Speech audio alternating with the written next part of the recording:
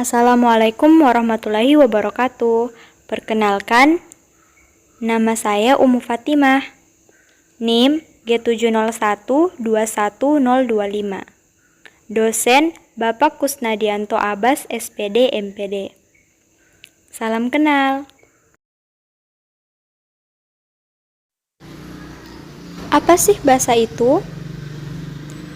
Menurut KBBI, bahasa adalah sistem lambang bunyi yang arbiter yang dipergunakan oleh sekelompok masyarakat untuk bekerja sama, berinteraksi, dan mengidentifikasikan diri. Fungsi bahasa. 1. Sebagai alat ekspresi diri. 2. Sebagai alat komunikasi. 3. Sebagai alat integrasi dan adaptasi sosial. 4. Sebagai alat kontrol sosial. Di sini saya akan mengambil fungsi bahasa sebagai alat komunikasi. Halliday tahun 1992 mengemukakan 7 fungsi bahasa sebagai alat komunikasi. 1. Fungsi instrumental. Fungsi instrumental, yakni fungsi bahasa yang dilihat dari segi pendengar atau lawan bicara. Dalam hal ini, bahasa mengatur tingkah laku pendengar. Di sini, bahasa tidak hanya membuat si pendengar melakukan sesuatu, tetapi melakukan kegiatan yang sesuai dengan yang diinginkan si pembicara. Contoh. Andi meminta Lina untuk menyampaikan salam hormat kepada gurunya. 2. Fungsi regulasi. Fungsi regulasi, yakni bahasa berfungsi untuk mengatur dan juga mengendalikan seseorang. Artinya, bahwa bahasa dijadikan sebagai alat pengatur dan juga pengendali tingkah laku seseorang.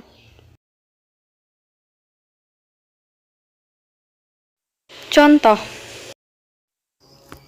Seorang ibu memerintahkan anaknya untuk tekun belajar. Di sini, sang ibu melakukan hal tersebut untuk mengubah tingkah laku sang anak.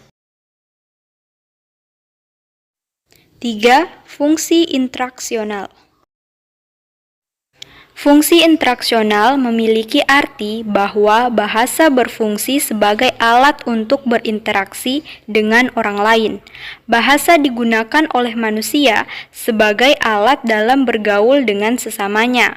Dalam hal ini, bahasa memiliki peranan yang sangat penting dalam kehidupan manusia sebagai alat komunikasi, mengingat manusia yang tak bisa hidup sendiri dan memerlukan interaksi untuk senantiasa berhubungan dengan orang lain.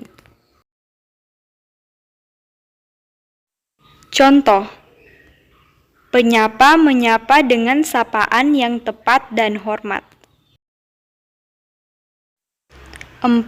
Fungsi personal. Bahasa memiliki fungsi untuk menyampaikan dan menggambarkan apa yang dirasakan atau hendak disampaikan oleh penggunanya kepada orang lain.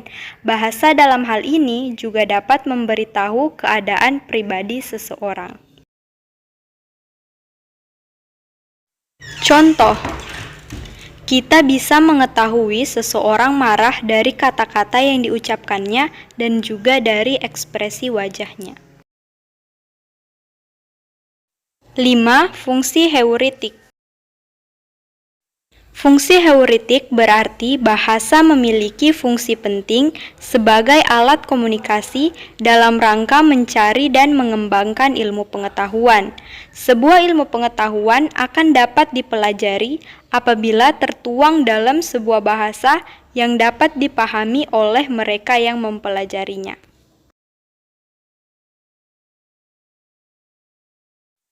Contoh. Siswa bertanya kepada guru untuk mengembangkan ilmu pengetahuannya. 6. Fungsi imajinatif. Fungsi imajinatif berarti bahasa berfungsi untuk mengomunikasikan sebuah imajinasi dalam diri seseorang. Misalkan saja, apa yang tertuang dalam sebuah novel fiksi merupakan hasil dari imajinasi seseorang yang kemudian dibaca dan pesannya tersampaikan kepada pembacanya, sehingga terjadilah sebuah arus komunikasi. Contoh. Beberapa contoh novel fiksi yang dibaca oleh masyarakat, sehingga dari membaca novel tersebut bisa terjalin komunikasi yang baik antara imajinasi penulis dengan pembacanya. 7. Fungsi representasional. Fungsi representasional berarti bahwa komunikasi memiliki fungsi untuk menggambarkan sesuatu baik benda, perasaan, gagasan, pesan, informasi, dan sebagainya. Sebagai contoh, komunikasi dapat menjelaskan bahwa gula itu memiliki rasa yang manis. Komunikasi juga dapat menjelaskan mana benda yang disebut meja dan mana benda yang disebut kursi. Contoh. Melalui komunikasi, kita bisa menjelaskan bahwa gula memiliki rasa manis, kursi dan meja dapat dibedakan, matahari terbit dari timur dan tenggelam di barat, dan masih banyak contoh lainnya. Sekian yang bisa saya sampaikan, kurang dan lebihnya mohon dimaafkan. Wassalamualaikum warahmatullahi wabarakatuh.